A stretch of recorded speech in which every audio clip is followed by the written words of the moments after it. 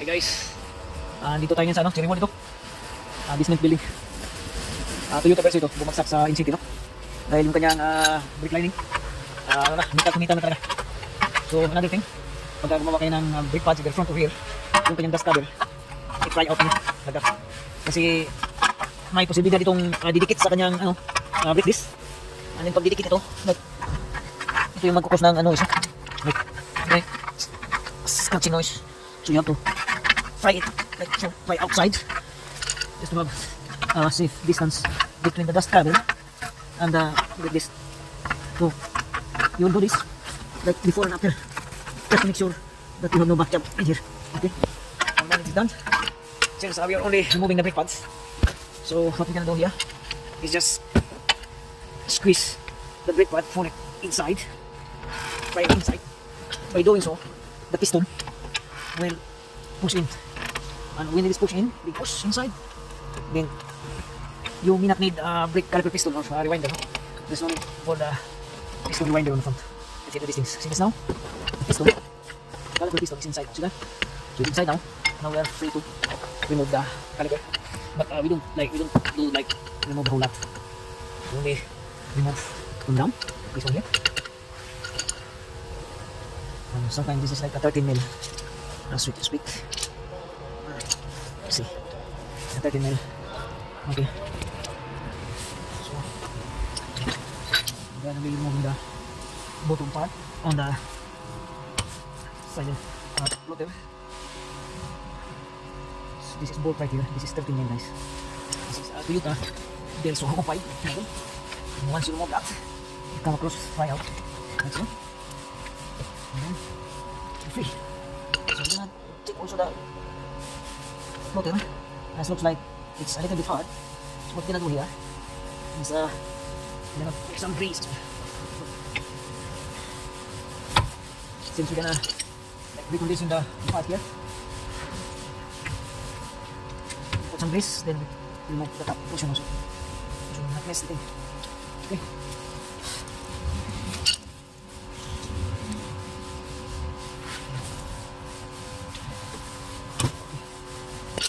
Then I need to get grease the top of this.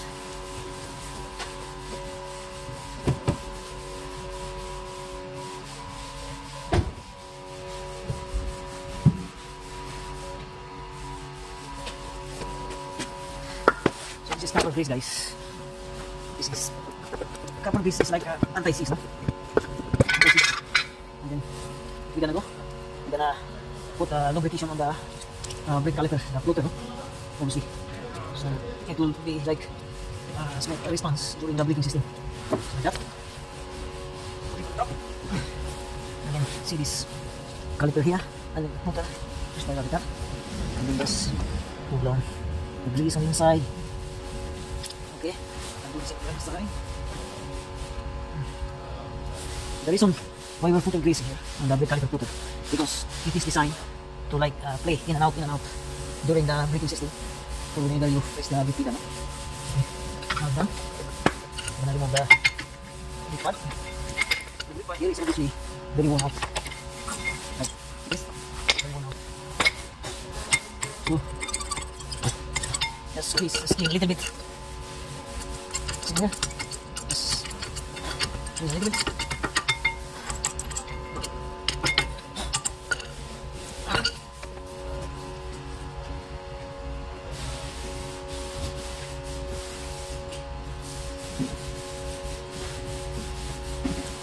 You have the wire brush. You can do wire brush on this thing. Wire brush. Okay. That's it. And this is our new brake pads, obviously. Before to put it in, and to make sure that it is the right part, brake pad. Like we compare versus the old and the new one, like that. And sounds like it is the same. So we're gonna open it up now. The brake pad that we're putting in is just a standard one. It's just a normal brake pad. Because some brake pads are like kind of metal, and then some are kind of like asbestos, and then this one here is just like a kind of asbestos mix. And the other is like a ceramic brake pad, no? And this one is just like a standard. So we're gonna put the inner brake pad. as we move along. And putting the brake pad is like putting like sideways. So it is very easy for you to install. So you put it in sideways. Like as you can see there, sideways. Okay, now actually the brake disc has a big lip, no? As you can see, it's a big lip. So it will take like 3 days to 1 week to settle down this the gap between the lip and the brake disc. So natin yung mayari, you might hear like grinding sounds just because the brake disc is having a big lip. So normally guys, if we're gonna do this thing, like as what we're doing here, normally we're gonna change the brake disc as well. So the brake disc and the brake pads has to come along with the new altogether, like has to be new. But this time around, since only few of these shafts that are opening, so we might not lucky enough to have the parts. So if we don't have the parts, then we just put it back on, no problem. Okay, and then the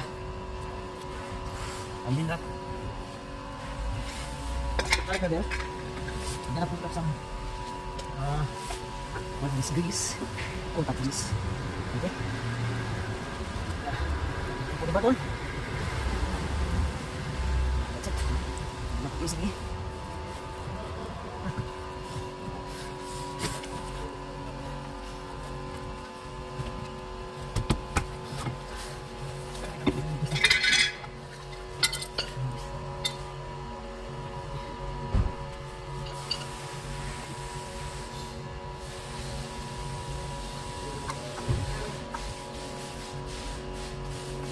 And then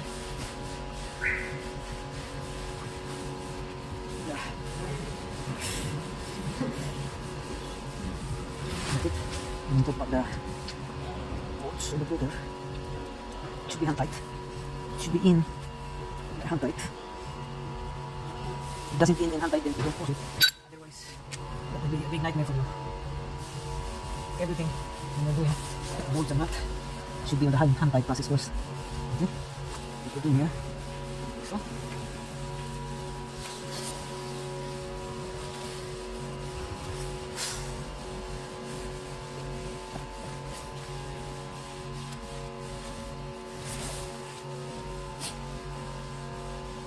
There is one thing that I observed here.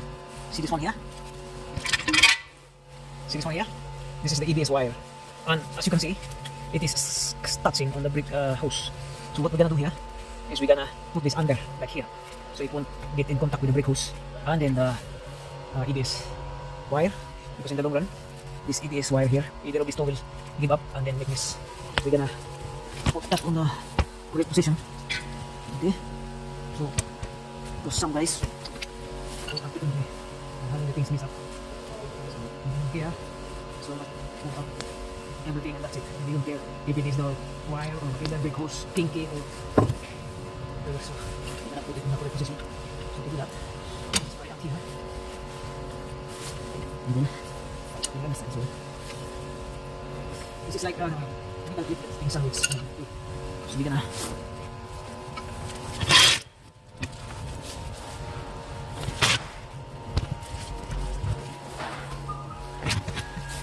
gotta put this under so it will not keep contact with the brake hose like that. Yeah. You see now. So that should be the right one here. So as you can see now. So that's the correct position there. We're gonna tighten this up. We crimp this one so you get it tight. So it's not getting contact anymore. Before it was here. So it is touching both sides. So we're gonna crimp that hold on there. See this? Crimp it.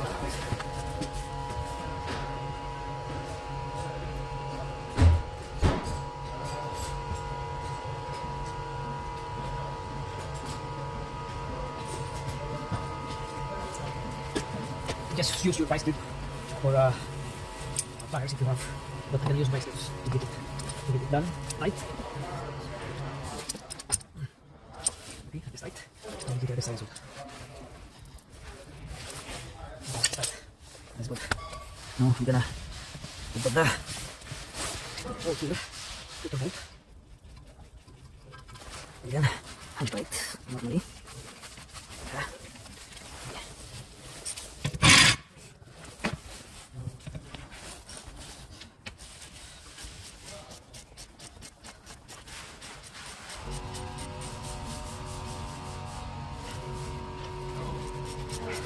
I am saying now that it is advisable when you're kind of replacing the brake pads or brake discs. Like as you can see here, the lip is very big now. So it has to be like replace both sides. What I mean is replace the brake disc and brake pads, so they will marry together, no? But yeah. Okay, so that's the end of it. And also we put the correct position on the wiring between ABS and the brake hose. So that's position right. And then we're gonna do on the driver side the same thing. Just a simple thing, the same procedure. So that's it, guys. And we don't put this back. We don't put the tire yet because we need to change the gaiter on this one. It's the gaiter has the crack. See that? So the steering gaiter has the crack. So we need to change this one. Need to remove that one. As you see. So again, that's it for now. The front brake pads. Axle one. Then I replace on the other side too. So guys, this is the driver side. The driver side is having the same story as you can see. It's just a crossover. And this one here, see the clean spot here? The brake hose and the ABS wire is rubbing each other. See that? So that is has a scratch there. So we're gonna do the same thing on the other side. Okay? I don't know what the guy is doing. We don't consider the thing that is in here. So even the NCT didn't see this thing. It has to be like free. No, with no contact. So the NCT guy is only seeing the brake lining. But he didn't see this thing here. That brake hose and the ABS wiring is come across. So we're gonna do the same thing on the other side. We're gonna do unwind this one and bring it under this one. Okay. So what we're gonna do is now is we're gonna unwind this thing since it is touching each other, rubbing each other like so. We need to do something to correct this part here. The wiring. Fire out. And then fire the other side. Get it on. Okay, once it's free to move, and that's it. Okay, now we're gonna put this cable on, like across, like put it upside down, like that. So that should be the correct position. And like before, that is on the, like it's double cross, no? So it's not good.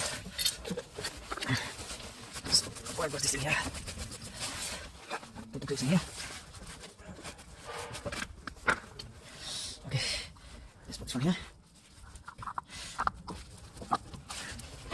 Like that, put it up, and then we're gonna remove the brake disc and the pads.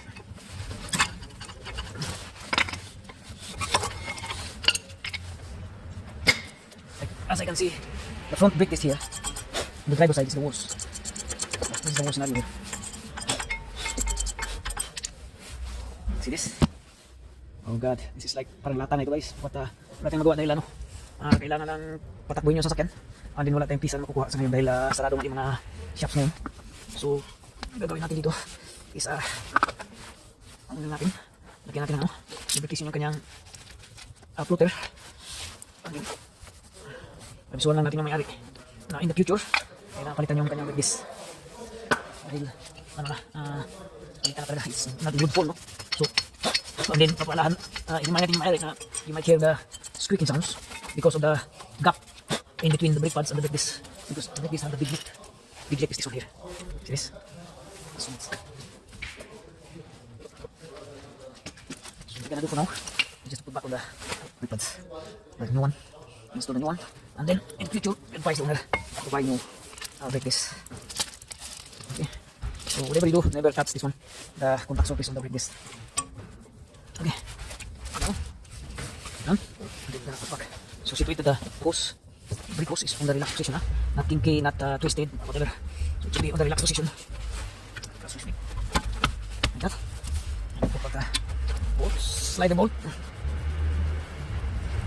That thing up there is the brake fluid overflow, and that's very normal because once you push the brake caliper piston, so the fluid goes out, coming back up, and it's normal to overflow. Okay, so we're gonna tighten it. Right, once the bolt stops turning, let's start tying of it. Okay, and down here.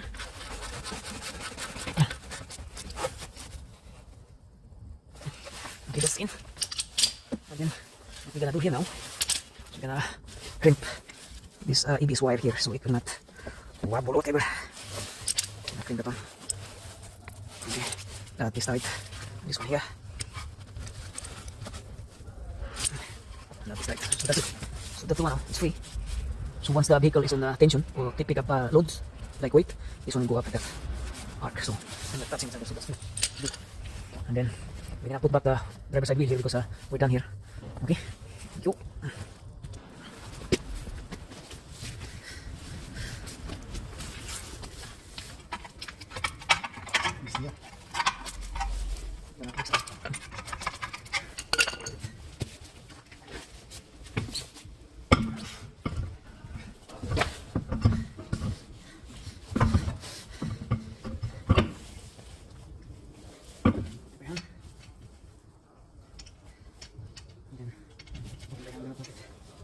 Meter. Hold this on the side.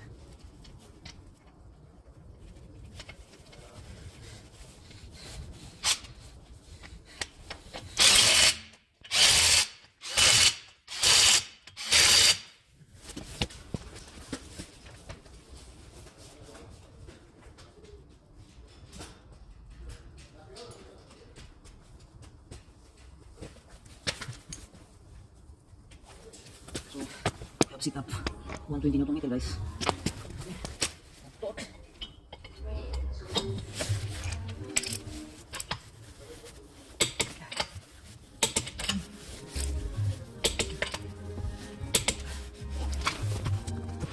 So guys, this is the rear brake pads now. We're gonna replace. So first thing first, yeah, we have two jack stands on standby. Two jack stands on the front mounted. Two jack stands on the front and two jack stands on the rear. The reason why we still not putting back the front passenger side wheel is because we need to replace this steering getter here. So in order not to double jump, we just leave this one for the moment until the spare parts comes, because the owner is getting into to get the rubber gaiter, no? And then yeah, so 4 jack stands mounted. And now since we're gonna replace the rear brake pads, we're gonna have to disengage the brake here. Handbrake, put it down. Okay. One is spinning, and that's a good sign. The brake caliper is not seized. That's a good sign. So, see, that means that the brake caliper is not seized. And you should see spin on the other side. Yeah, it's a good sign. We're gonna start on. Okay, can Toyota guys have the 21 socket on the wheel nut.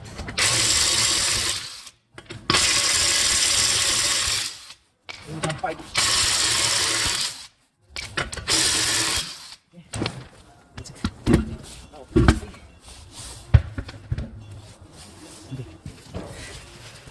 This is a good one. See, there is like a 2 mil on the brake pads. 2 mil has to be like that. Otherwise, it will damage your brake, no? So 2 mil is the legal limit to replace, obviously, the brake pad. So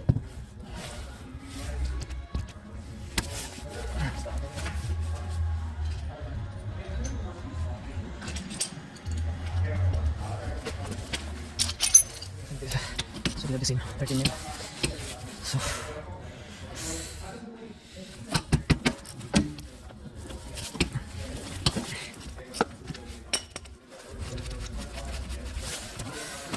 try to make the piston back up a little bit. Okay, that's it.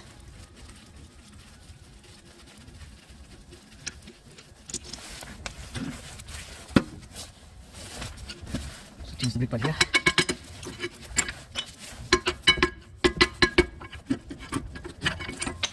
And then clean a little bit here with the drivers.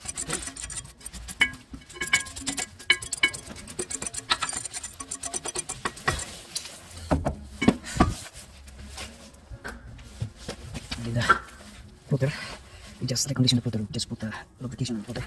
Every time that we have to change the brake pads, the flutter has to be lubricated as well. So lubrication on that. Okay. It's a little different now. Has to be power play like that. Unlike this one, it's kind of hard. So, lubricate the flutter here. Like that. So, and then lubricate this another brake pad.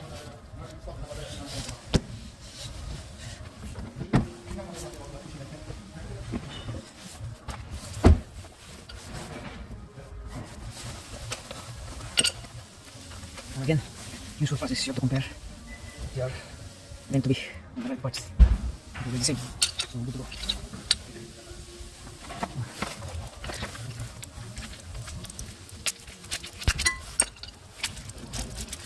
First thing that we're gonna put in is the inner pads. Okay. Before anything else, guys, again, this is the brake pads indicator. No? Once it's like 2 mil, more or less, then this one make the grinding sounds like noise, just to alert the driver that the brake pads is on.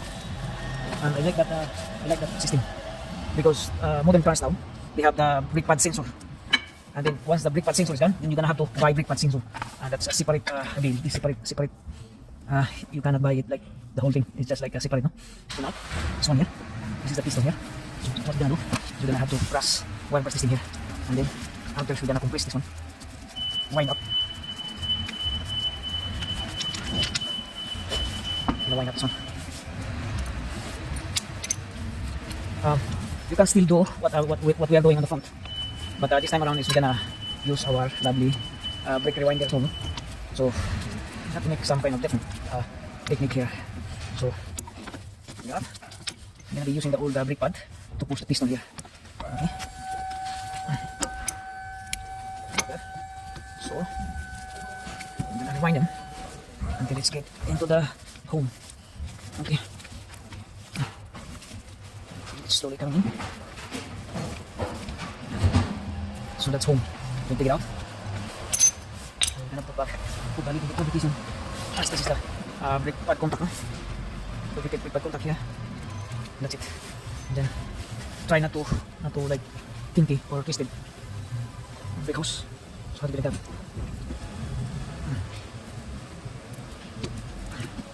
Okay. And then put back the slider bolt.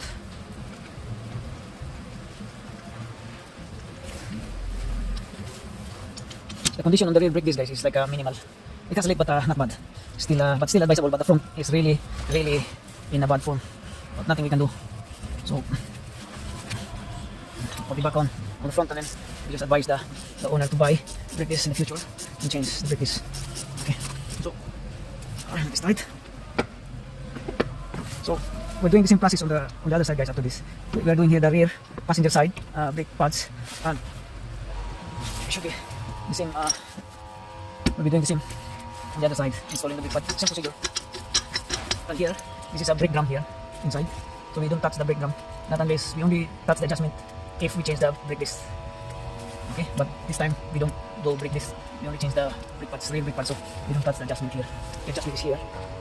If you open this rubber cap here, adjuster is somewhere here inside. So that's it, and we do the same thing on the other side. Yeah. So we are on the driver side rear now. So the same thing we do. Wire brush clean.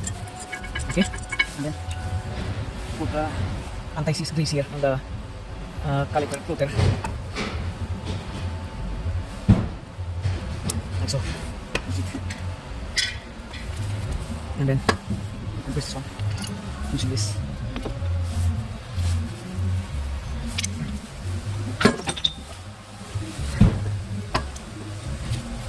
So Toyota engineering is a very simple design. They are designing brakes here that is very simple. Unlike the other make and model car, they have the braking rewinder like a groove on the piston inside. That's very hard to push. But this one now, like a newer model, older model of the Toyota Verso, is like kind of they have a simple design. Like see this here, you just push straight through, and then the brake piston caliper is just go straight, getting into the home. Okay, like that. So it's home. That is simple engineering. Okay. Like that. Put grease on the brake pad contact here. This on the other side. Last thing, then install the brake pad. We're gonna do the inner brake pad. The inner is some kind of difficult because we cannot see the position or the sitting up there, but we just close our eyes here. Okay. And then trying to figure it out. So as we speak, like it just sideways and slide in. See? Now the outside, the outer, but it's just very simple because you have the 360 degrees view, and that's it. And then put the caliper in, see to it that the brake hose is not kinky or twisted. Okay, like that. Okay, and slide the bolt. Oops. sides. Slide both sides. Put it in by hand. And then use the ratchet tighten it around. Once this is my low, and regarding the tightening of bolts and nuts. My low, we keep the motor works low. Once the bolt stop turning, then that's it. That's the torque. Once the bolt start turning, that's the torque ready. Okay. That's it, guys. And then once you're done, you have to press the brake pedal. The reason for that is in order to compress the fluid, brake fluid going to the piston, no? Caliper piston. So press the brake pedal here until it gets hard. Tap a few times, and once the brake pedal gets hard, then that's it. Okay, it's hard now. That's it. And then moving up and down the handbrake. Okay, that's it. Brake pedal is hard. That's it. And now, that's it. Good. Yung mga wheels, ang total wheels 150 and